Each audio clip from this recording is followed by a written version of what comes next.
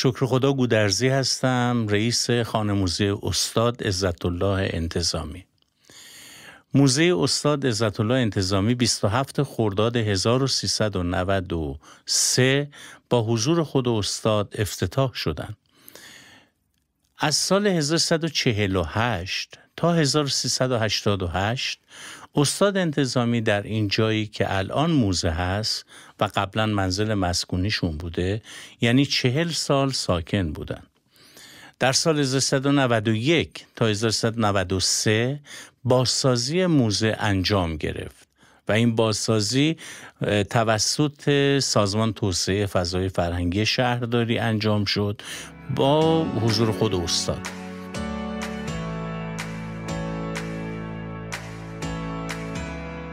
آنچنان که در ورودی موزه استاد گفتند تا چندی پیش اینجا خانه من بود، اکنون خانه عاشقان صحنه است. این خانه نورانی است چون شما هستید. من از سال 1397 که مسئولیت موزه بهم داده شد، خب دیدم موزه اون شرایط اولیه رو نداره برای یک موزه همه جانبه که عنوان خانه موزه داشته باشه. سناریوی نوشتیم برای موزه رو به چند بخش تقسیم کردیم. یه بخش گفتیم که اینجا محل زندگی استاد بوده. یه بخش گفتیم بخش هنریش رو 2 بخش کردیم، یه بخش سینمایی، یه بخش تئاتری.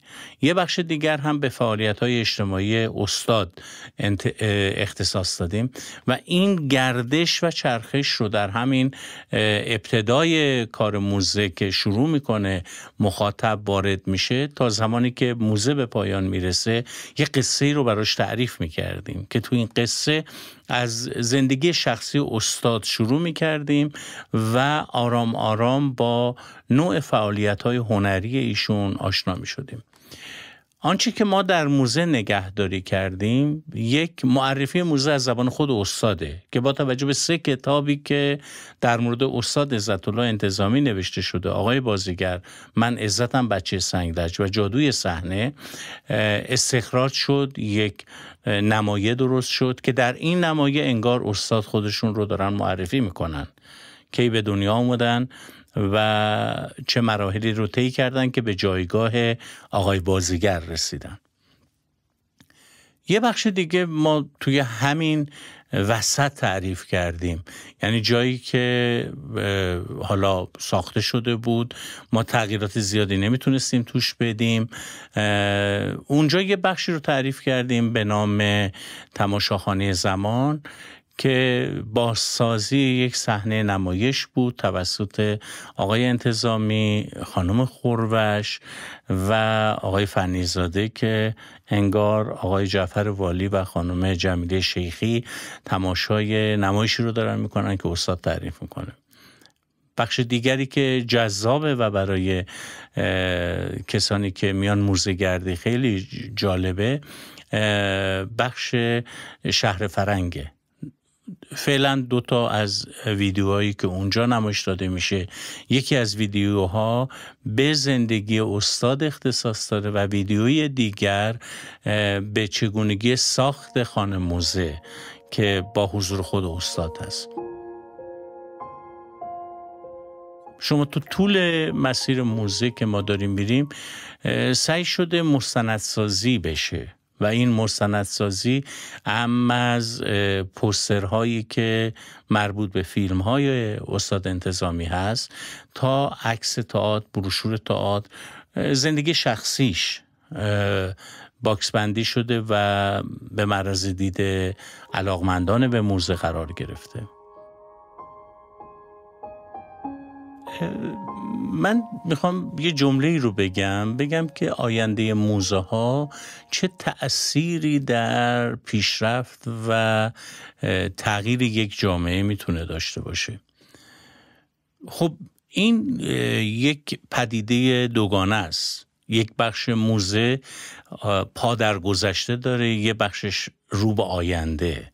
یعنی به نظر من باید موزه این ویژگی رو داشته باشه، با پاسداشت گذشته چگونه می شود رو به آینده حرکت کرد.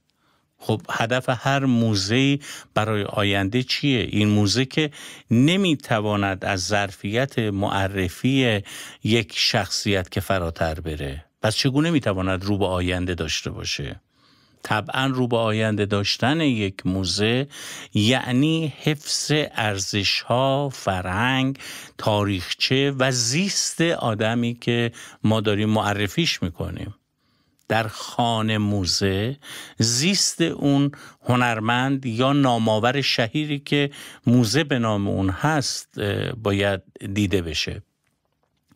خب آقای انتظامی به عنوان تنها بازیگری که این لقب رو تونسته بگیره که آقای بازیگر باشه و یونسکو ازش تقدیر بکنه و تنها بازیگریه که اولین جایزه بین المللی بازیگری رو میاره، خب کسانی که علاقمند به رشته بازیگری هستن باید این مسیر رو ببینن آقای انتظامی از کجا شروع کرد.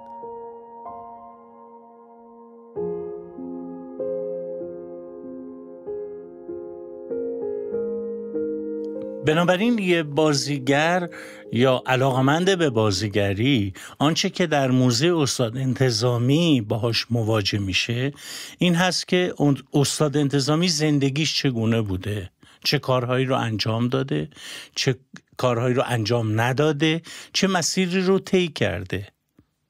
و چه دیگر آقای انتظامی که به نظر من بسیار جذابه و امروز به عنوان فعالیت مدنی ازش یاد میشه، امروز به عنوان فعال اجتماعی ازش یاد میشه، کسی که میتواند با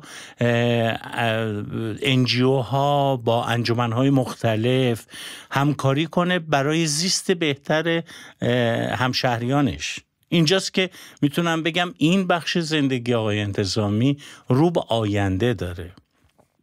خب طبیعیه ما برای معرفی این شخصیت ها خصوصا با رشد دنیای مجازی، با رشد فعالیت های دنیای مجازی نیاز داریم که ابزار دیگری رو به کمک بگیریم. این ابزار هم هراس انگیزه، آنچه که حتی هوش مصنوعی میتواند جای برخی چیزا رو بگیره. سره رو از ناسره بعداً نشه تشخیص داد، اما به نظر من با سوشال مدیایی که ویژگی اجتماعی و گستردگی و فراوانی داره میشود هم این بخش از هنر یعنی بازیگری رو معرفی کرد، هم یکی از چهره‌های ماندگار هنری کشور رو. اما چند نکته هست که به نظر من باید توی موزه ها و خانه موزه ها بدونیم. خانه موزه ها در کشور ما گاه با اعمال سلیقه رو در رو بوده. یعنی یک مدیری آمده علاقمند بوده که اینجا خانه موزه بشود، اما خانه موزه مورد علاقه اون بشه، نه خانه موزه‌ای که باید باشه و به زیست اون هنرمندی که در اونجا زندگی میکرده بپردازه. من با توجه به شرایطی که وجود داشته سعی کردم یک خانه رو تبدیل به یک خانه موزه بکنم تقریباً. یعنی از یک چیز کلی که ساخته بودن و 4 تا حالا مجسمه بود توش، 4 تا شکل و شمایل همین جوری بود، اینو تبدیلش کنیم به یک خانه موزه، آن چیزی که عنوانش هست و در این عنوان ما با زیست اون هنرمند رو در رو بشیم. خانه موزه استاد انتظامی بغیر از اون بخشی که مربوط به خانه است و سعی شده حتی با مدد از عکس هایی که گذشته اون خونه رو داره به معرفیش بپردازیم، در 2 بخش دیگه بسیار فعال بوده. یکی بخش سالونیه که اونجا هست به نام سالن من عزت هم بچه سنگدشت که در اونجا همیشه ما تئاتر داریم و ویژه کودک و نوجوان.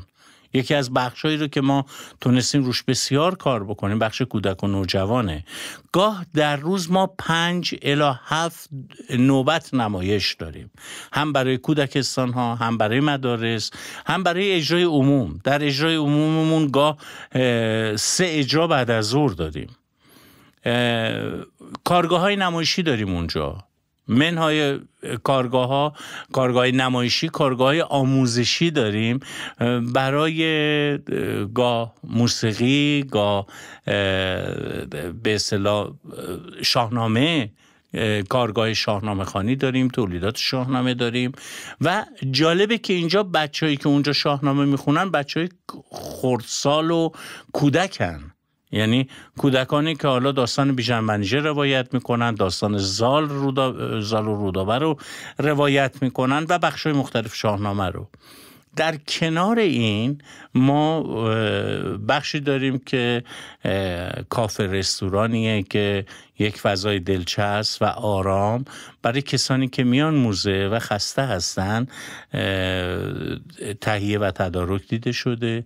سعی شده روی طراحیش بسیار صحبت بشه که یک طراحی متناسب با موزه رو داشته باشه، در اون اتمسفر کلی که ما وارد میشیم زیاد بیگانه نباشه با اون فضایی که ساخته شده.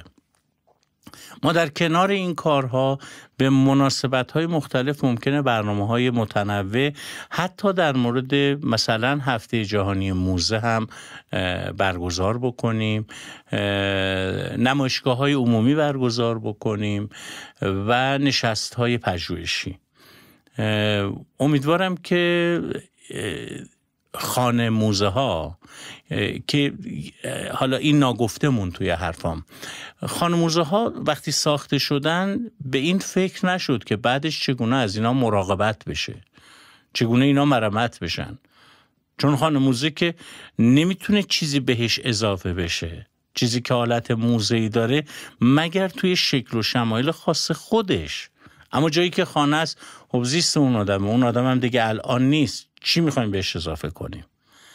حالا ما باید بریم نگاه بکنیم چگونه از این مراقبت کنیم، چگونه میتوانیم این رو همیشه جوری نگه داریم که خوب دیده بشه.